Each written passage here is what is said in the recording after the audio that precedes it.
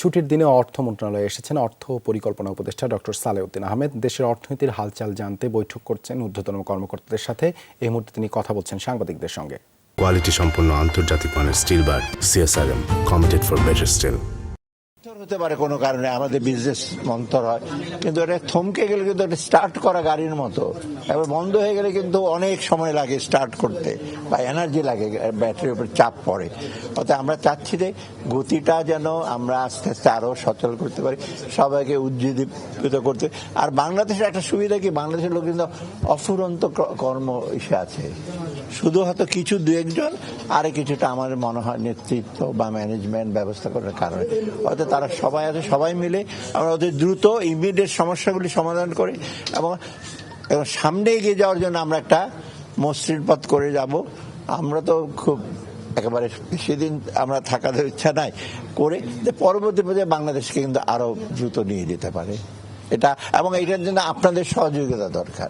আমি নিচেও বলে আসছি, আমাদের দেশে একটা হয় কি, লোকজনের সহযোগিতা আসে না, কিছু কিছু লোক সিলেক্টেড, তারাই খালি তোষণ করে। আমার তো অভিজ্ঞতা মোটামুটি কম না, আমি মাস্টারি থেকে শুরু করে আমাকে রিসেন্টলি বলে, স্যার ওখানে মিটিংয়ে গেছিলাম, কয়জন এমন তোষণ করছে যে এই তোষণের দরকার হচ্ছিল না। তোষণ দরকার নেই কাউকে। আর আপনারা একটু প্রোঅ্যাক্টিভ হবেন, সাজেশন দেবেন, আমরা সাজেশন দেবো, আমাদের সাজেশনগুলো দেখবে।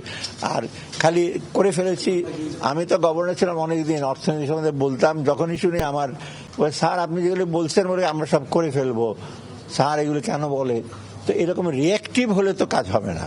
10টা কথার মধ্যে অ্যাটলিস্ট আমার 2টা কথা সত্য, আর ওয়াই বলেছে আরো 2টা কথা সত্য, বলে না ওনারা হলো আমরা সব করে ফেলেছি, সব হয়ে গেছে। আমি বলবো না, রিসেন্ট অভিজ্ঞতা আমার হয়েছে, সবার সামনে বসছি, মন্ত্রী ছিলেন, আমি তো একটা কথা, স্যার এটা করে ফেলেছি। আর মন্ত্রী মহোদয় শান্তিষ্ঠ লোকের লোক ছিলেন, আমি মানে এককালে আমার টিচারও ছিলেন, করে ফেলেছি। আরে আমি কি বললাম, এটা করে ফেলেছি, আমি কোনো চিহ্ন তো দেখলাম না। তো একটু আপনার সহযোগিতা করবেন যে আমরা কাজটা করতে পারি। হ্যাঁ, ভুল ত্রুটি হলে ডেফিনেটলি, কিন্তু আবার অযথা কোনো ইস্যু নেই কাউকে আবার ইস্যু করেন না আপনার, কারণ আপনাদের পাওয়ারফুল ইস্যু। হ্যাঁ, ব্যাংকে কমিশন, ব্যাংকটা একটু আগে সংস্কার, আগে ব্যাংকের উপর আস্থা, বাংলাদেশ ব্যাংকের কার্যকলাপ সম্পূর্ণ চালু হোক, তারপরে সংস্কারগুলো তো আসবে। এখন ইমিডিয়েট সংস্কার গেলে তো আসল কাজকর্ম তো বন্ধ হয়ে যাবে। কত সময় লাগতে পারে? আমার মনে হয় অ্যাটলিস্ট বেসিক কাজগুলো করতে বেশি সময় লাগবে না, কারণ অলরেডি তো ছিল, মাঝখানে তো বিচ্যুতি হয়েছে, একেবারে লাইনচ্যুত হয়ে যায় না, একটু স্লো হয়ে গেছে। আপনি আমি ওদের একটু মন্থর হয়ে গেছে, এটাকে আমরা আরো গতিটাকে বাড়াবো।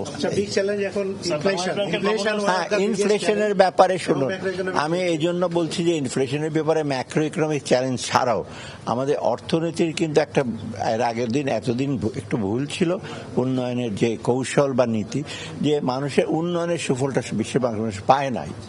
আপনার উপরের দিকে দেখেছেন গ্রোথ বেশি হয়েছে, আমি তো অর্থনীতি ছাত্র, গ্রোথ হয়েছে কিন্তু ভেতরে গ্রোথের ফলটা কে পেয়েছে? গ্রোথটা সোজা ক্যালকুলেট করেন, এত ইন্ডাস্ট্রিতে গ্রোথ হয়েছে, কিন্তু কোন সেক্টরে গ্রোথ আসছে, কাদের কাছে টাকাটা আছে, এটা হয়।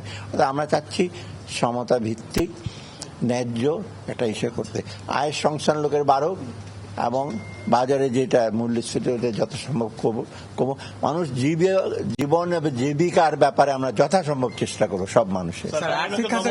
বাংলাদেশ ব্যাংকের গভর্নর যে পদত্যাগ করেছেন, কিন্তু তার সময় তো স্যার অনেক পদত্যাগপত্র জমা দিয়েছেন স্যার, তার সময় অনেকগুলো ব্যাংক আর্থিক কেলেঙ্কারি ঘটনা ঘটেছে। এখন তার পদত্যাগপত্র যদি আপনারা অ্যাকসেপ্ট করেন, তাহলে কি তিনি জবাবদিহিতার আওতায় থেকে বের হয়ে গেলেন না?